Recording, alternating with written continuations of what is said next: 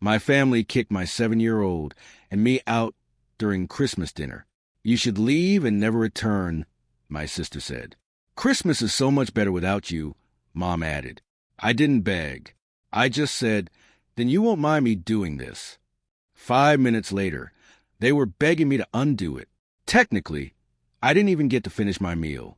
There was still gravy on my plate and a fork in my hand, hovering like it had forgotten what job it was supposed to do. My 7-year-old daughter, Mia, had taken 2 polite bites of her roll and was quietly counting the peas on her plate, the way kids do when the air in a room gets sharp. My sister's kids bounced in their chairs and talked over each other, nobody stopping them, while Mia sat still and silent, already knowing which kids were expected to behave.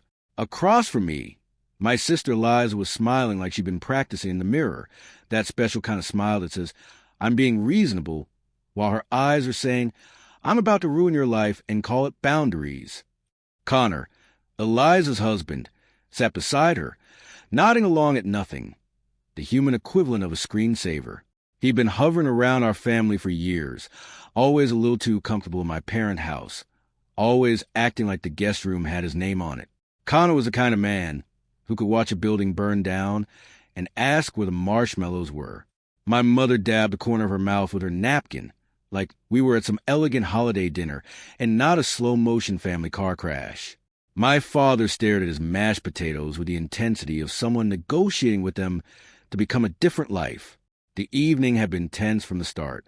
Little comments, little digs. Oh, Rachel, you look tired, Mom had said the second I walked in, like fatigue was a moral failing. Eliza had glanced at Mia's dress and said, cute, very simple. As if a 7-year-old should be dressed like she was headed to a gala. Connor had asked with straight face, so, are you still in that phase where things are tight? I'd smiled through it. I'd done what I always do. Swallow, nod, pretend. Because it was Christmas. Because Mia was watching. Because I'd promised myself that this year would be different. And then, somewhere between the green beans and Eliza's third passive-aggressive compliment about her own centerpiece, she decided she was done pretending. She set down her fork like she was putting down a gavel. We need to talk, she said.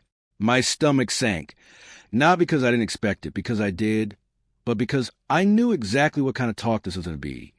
The kind where I'm not allowed to have feelings, and if I do, they get called dramatic. Eliza leaned back in her chair. It's been a lot, and Mom and Dad agree. My father didn't look up. My mother didn't protest. Connor chewed slowly like he'd been waiting for this course. Eliza, I said, keeping my voice even, what are you doing? She tilted her head. We've all decided you should leave and never return. There was clean practice, like she'd rehearsed it with a ring light. Mia looked up from her peas. My mother chimed in immediately, like she couldn't bear to let Eliza have the spotlight for more than 2 seconds. Christmas is so much better without you. And she said it softly, almost kindly, like she was talking about a bad candle scent. I blinked once, twice. I looked at Dad. He finally lifted his eyes, and for a second, just a second, I thought he might say something. Anything. A protest, a correction, a simple hold on. But he didn't. He just looked tired, silent, and complicit. Mia's little hand tightened around her fork. I felt something in my chest crack, quietly, politely, like a plate slipping off a counter in another room. And I knew I had 2 choices. I could beg. I could explain. I could do the whole humiliating routine where I try to prove I deserve to exist in my own family. Or I could stop auditioning. I set my fork down. Mia, I said gently, keeping my eyes on her, honey, can you go grab your coat and your little backpack? We're leaving. She didn't hesitate. She slid out of her chair like she'd been waiting for permission. Okay, she said. No argument. No tears. Just relief wrapped in a child's voice. She walked out of the dining room toward the hallway, and something about how quickly she went, how easily, made me feel sick, like she'd been carrying this discomfort longer than I wanted to admit. The moment she disappeared around the corner, the room shifted. Eliza crossed her arms. Good. That's settled. Connor gave a little sigh, like we'd just resolved a scheduling conflict. My mother's mouth tightened. Rachel, don't make this harder than it has to be. I stared at them, all of them, and I felt my face do something unexpected. It smiled. Not a warm smile, not a friendly one. The kind of smile you make when you realize you've been trying to win a rig game. Okay, I said calmly. Eliza looked smug. Finally, I stood up slowly, pushing my chair back. Then you won't mind me doing this. They all watched me like they were waiting for a tantrum, for tears, for a dramatic speech. Instead, I walked past the dining room doorway into the kitchen and stopped at the cupboard near the end of the counter. I'd put them there earlier, tucked away, hidden behind a stack of holiday platters like some pathetic little secret. I'd told myself I was being careful, thoughtful, waiting for the right moment. Turns out the right moment was the moment they told me I didn't belong. I opened the cupboard and pulled out 3 pieces of paper. Plain, crisp, heavy. Each one had a name scrolled on the front in thick black marker. Mom, Dad, Eliza. Eliza's brows lifted. What is that? Connor scoffed. Are those cards? My mother actually laughed, like she couldn't help herself. Rachel, what are you doing? This is ridiculous. I looked at her. Is it? Dad finally spoke, his voice flat. If you're trying to guilt us. Oh, no, I said, still smiling. This isn't guilt.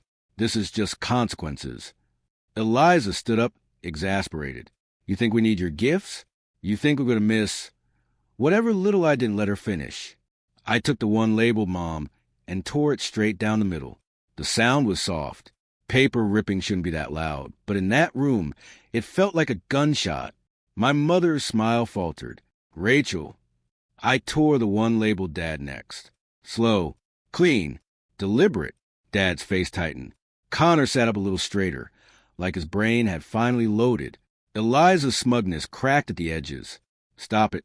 What are you? I tore the one labeled Eliza last. That one. I didn't even hesitate. I dropped the pieces on the counter in 3 neat piles, like offerings. There was a beat of silence where none of them moved. Then Connor barked out a laugh, too loud and too forced. Okay, wow, that's insane. Eliza's voice went sharp. You're proving our point. Mom shook her head like she was watching a stranger. This is exactly why. I didn't argue. I didn't explain. I just turned. Mia was in the hallway already, in her coat, tiny backpack slung over her shoulder. She looked up at me with wide eyes, but she didn't look surprised. I took her hand. We're going, I said, and we walked out the front door. Cold air hit my face, the kind of cold that makes your lungs wake up. As we stepped down the porch steps, I glanced back through the window. Without meaning to, I saw them staring at the counter, then moving. Not angry anymore. Curious. Mom leaned forward and picked up a torn piece. Dad came closer. Eliza snatched something and started pressing it together like a puzzle. Their faces changed in real time. Smug, confused to pale, pale to panicked. And then, through the glass, I saw my mother's mouth open wide, like she was screaming. I couldn't hear it clearly at first. Then I could. The door flew open behind me. Rachel. Footsteps fast. Clumsy. Eliza's voice higher than I'd ever heard it. Wait. Come back. Mia's hand tightened in mine as we reached the car. Rachel. Mom's voice cracked. Please. You can't. Dad sounded different, too, not calm, not silent. Rachel, stop. Just stop and talk. I opened the car door, still holding Mia's hand. I looked at their faces, pale, frantic, transformed. 5 minutes ago, they'd told me Christmas was better without me. Now they were begging me to reverse something they still couldn't admit out loud. I slid into the driver's seat. Mia climbed in beside me. I started the engine and drove away. My sister Eliza is 6 years older than me. That matters more than you'd think. 6 years is the difference between being the baby everyone fusses over and the kid who's old enough to know better. 6 years is the difference between being precious and being useful. Eliza was a golden child before she had a full set of teeth. My mom used to say she was a miracle, like she'd personally negotiated with the universe for a daughter who could smile on command. Eliza was the kid strangers complimented in grocery stores. What a little lady, they'd say. So well behaved. I was the kid behind her holding the cart, being told not to touch anything. If Eliza cried, the world stopped. If I cried, I was dramatic. Eliza got dance lessons. I got told to watch her while Mom ran errands. Eliza got, she's just passionate. I got, why can't you be more like your sister? Holidays were where it really showed. Eliza would open gift after gift while everyone watched. She'd squeal perfectly, laugh perfectly, hug Mom perfectly. My mother loved that, loved the performance of it, loved having a daughter who could make her look like the kind of mother people complimented. I get something practical, pajamas, a sweater, a book. Then I get handed a trash bag and told to clean up the wrapping paper. And the craziest part is, I didn't even know it was wrong for a long time. When you grow up inside a system, you assume it's just how gravity works. By the time I was a teenager, I perfected the art of making myself small. I learned which subjects made my mother sigh, which opinions made Dad go quiet, which emotions made Eliza roll her eyes. So I stopped having them, or I stopped showing them. Anyway, I left for college and thought maybe distance would fix it. I thought maybe being away would make my family miss me. They didn't. They missed having someone to blame when Eliza was unhappy. But that's not the same thing. I met my husband, Daniel, in my mid-20s. He wasn't loud. He wasn't flashy. He was the kind of man who would quietly hand you a cup of coffee without making a big deal about it. Like kindness was something you were allowed to receive without earning. On our third date, I mentioned my sister and my mom laughing like it was normal. Daniel didn't laugh back. "That's not normal," he said. I remember staring at him like he'd spoken another language. He said it again, softer. "Rachel, that's not okay." No one had ever said that to me before. We got married a year later. My parents acted supportive in public. Eliza acted thrilled for Instagram. Connor, who was still just Eliza's boyfriend at the time, made a joke about how Daniel was brave to marry into our family. Daniel smiled politely and didn't take the bait. Daniel worked as a construction engineer. He was proud of it. He liked building things that lasted, like solving problems most people didn't even notice were there. He worked long hours on big projects, commercial builds, renovations, entire sections of city blocks that used to be empty lots. It paid well. Not private jet well, but well enough that we weren't constantly counting pennies. And because I'm apparently incapable of not trying to win my family's love, Daniel and I quietly started helping my parents. Nothing insane, nothing dramatic, just a consistent $200 a month, every month, like a little financial life support line. Sometimes more if something came up, car trouble, a utility bill, an emergency that somehow always arrived right after Eliza bought something expensive. My parents never thanked me properly, not once, in a way that felt real. It was more like they accepted it, like it was a natural resource that had finally started producing again. Eliza took credit for it in her own special way. She'd say things like, "I told them we'd figure out," as if she'd personally worked overtime to cover the payment. Connor would nod and say, "Family takes care of family."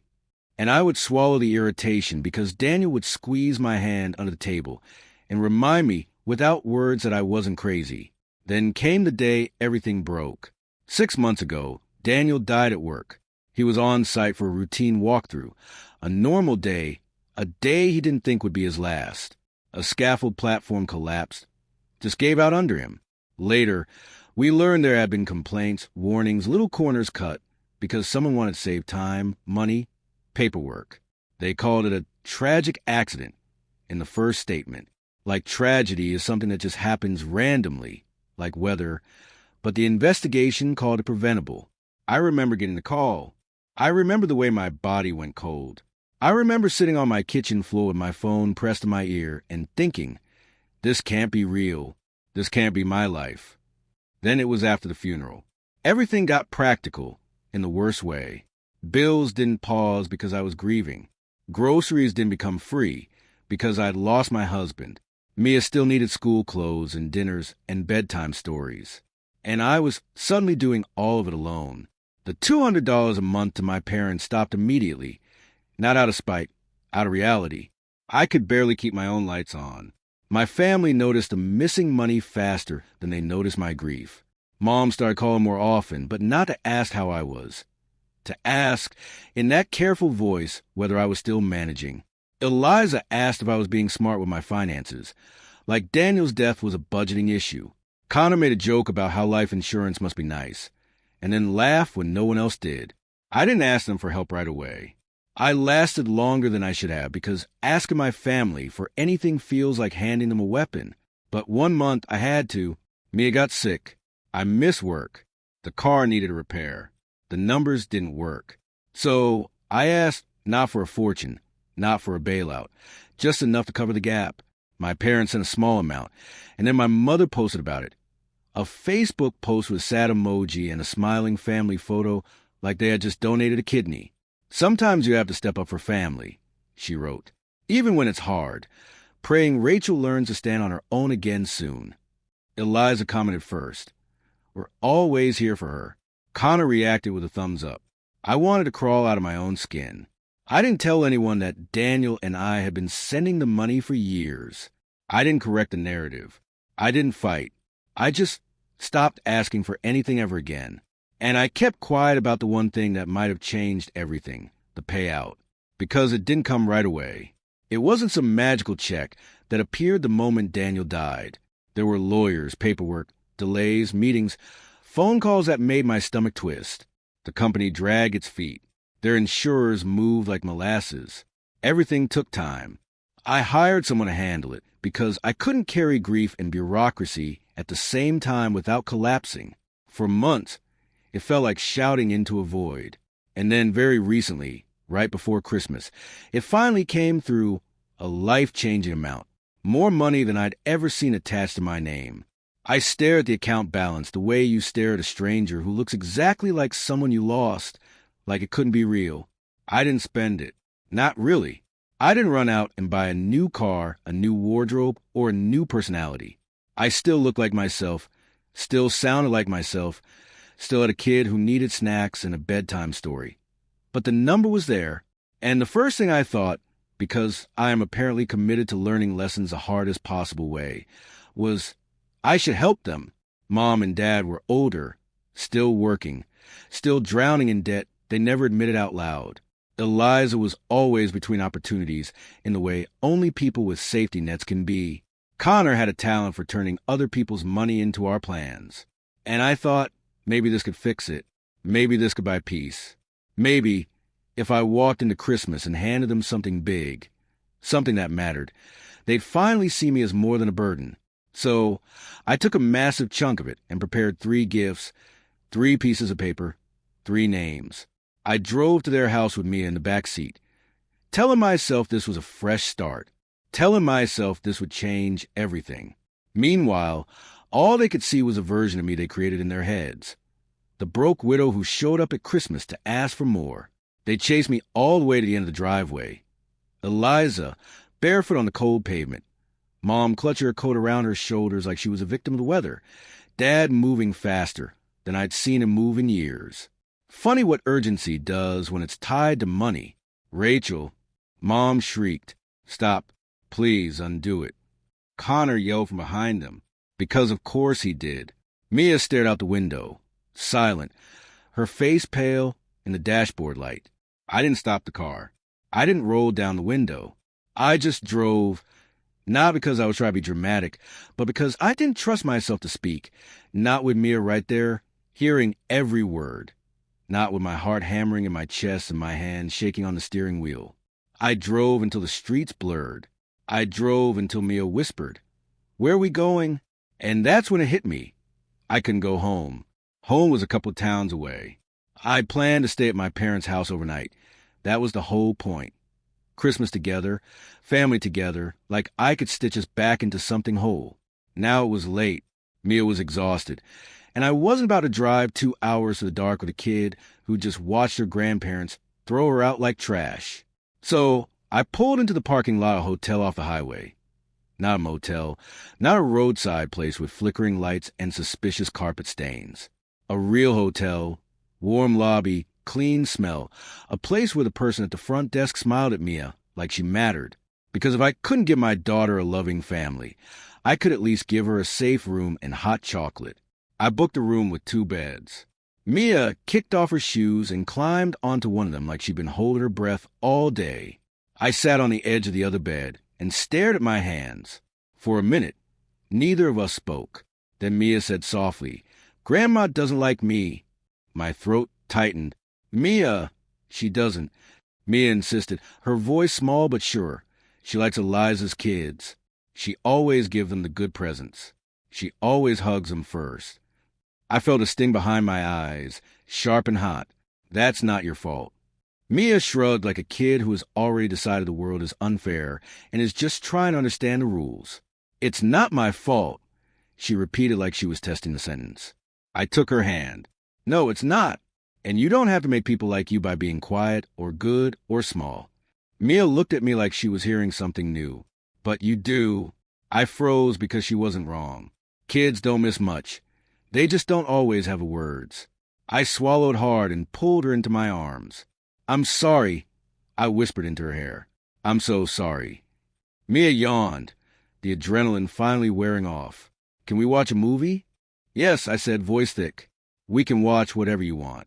We ate vending machine snacks on the bed and watched a Christmas movie where everyone learned the true meaning of family.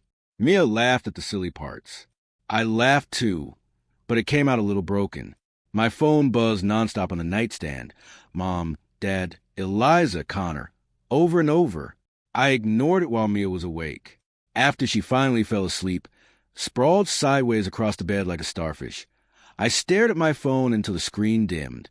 It buzzed again. "Mom," I answered. "Rachel." Her voice burst into my ear. Too bright, too high, like she'd been crying and was trying to hide it. "Oh, finally. Where are you? Are you safe? Is Mia okay?" I almost laughed. "Now you care, Rachel." "Please," she said quickly. "We didn't mean it. You know we didn't mean it." In the background, I heard Eliza's voice, sharp, angry. "Tell her to come back."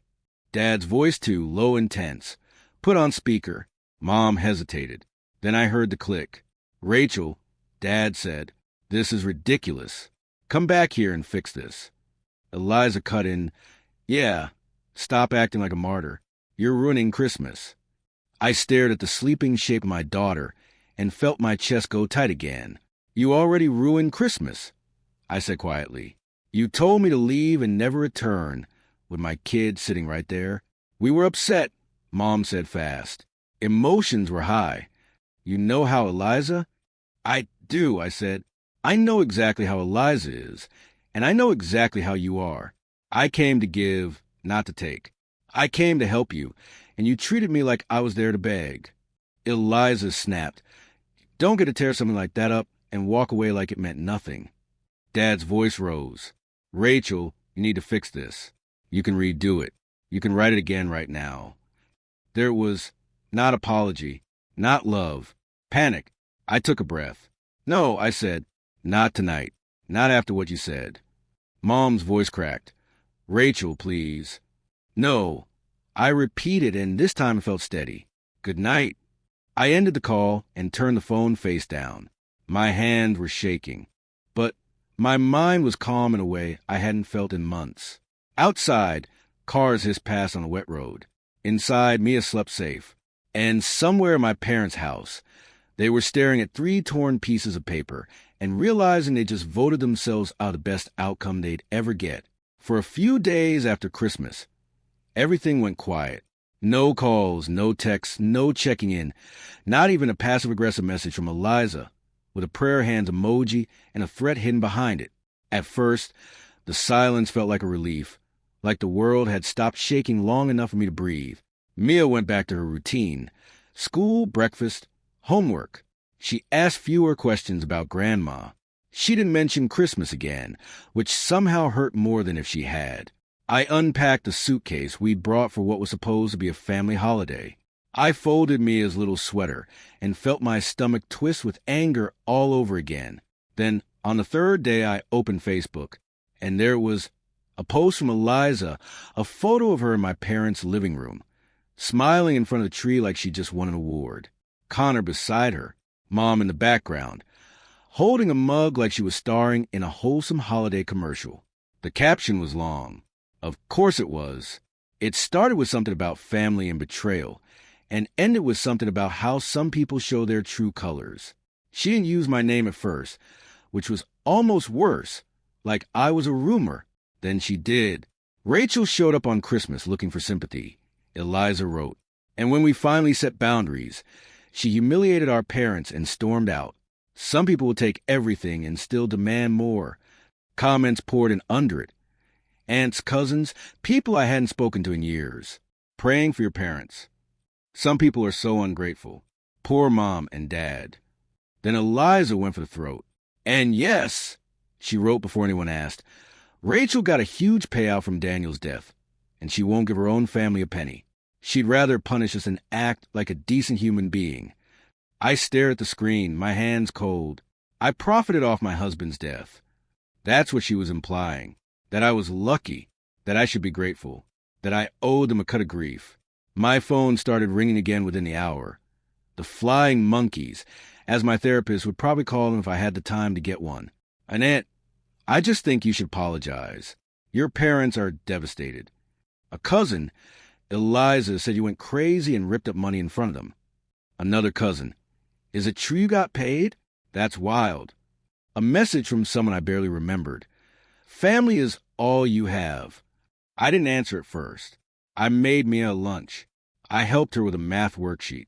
I watched her color a picture of a snowman and wondered what kind of adults could look at a child and decide she didn't deserve a seat at the table. By the end of the day, I was done being quiet because quiet had never protected me. Quiet had only made me easier to blame. I opened my bank app and pulled up the transfers I'd been making for years. $200 a month every month. I took screenshots. Then I scrolled back to the Facebook post my mother had made after Daniel died, the one where she bragged about sending me a small amount like it was charity. I screenshot that, too. Then I typed, not a rant, not a novel, just the truth, clean and sharp. Eliza, I wrote, you told me to leave and never return on Christmas in front of my 7-year-old. Mom agreed. Dad stayed silent. Then I posted the receipts, years of monthly payments. Quiet help I never brag about. And right beneath it, my mother's old post, her sad emoji, her stepping up for family, her little implication that I was irresponsible. Here's what family looked like before Daniel died. I wrote, we supported Mom and Dad every month for years. I never posted about it. I never asked for applause. Here's what happened the one time I needed help. They posted about it like I'd robbed them. And for the record, I added, I didn't storm out. I left when my parents and sister told me Christmas was better without me, in front of my 7-year-old daughter. I hit post. Then I turned off my phone and went to sit with Mia on the couch while she watched cartoons. It didn't take long. Within an hour, people started commenting on Eliza's post differently. Wait, you were sending them money? Why did you post about helping her? So you kicked her out and now you want her money? Eliza's comment got defensive, then angry. Then she deleted a few. Mom tried to message me privately. Dad didn't say anything, but I saw his sister, my aunt, comment, this is disgusting. Rachel and Mia didn't deserve that. Eliza's post got edited, then edited again. Then it disappeared. The next day, the doorbell rang. I looked through the peephole and felt my stomach drop. Mom and Dad were there. Eliza, too. Connor standing behind her like a supportive lamp. And in Mom's hands, a cake like frosting could undo cruelty. I opened the door just enough to step into the frame. Rachel, Mom said, voice too sweet. Hi, sweetheart. I didn't answer. Eliza smiled. Not the smug one from Christmas. A new one. The kind you wear when you want something. We just want to talk, she said. We've all had time to cool down. Dad cleared his throat. We're family. Mom held the cake up slightly, like it was a peace offering and not a prop. We didn't mean what we said. She rushed. You know that. I stared at them. You meant it enough to say it. Eliza's eyes flickered. That was a moment. A moment. I echoed. A moment where you looked at my kid and decided she didn't belong. Connor leaned forward a little. Rachel, come on. Mia needs cousins. Family. Mia appeared behind me, peeking around my leg. Mom's face lit up instantly. Mia, hi, baby. Come give Grandma a hug. Mia didn't move. Her little hand curled into my shirt. Eliza's smile tightened, but she kept it glued on. See, this is what we're talking about. We can fix this. We just need to be together.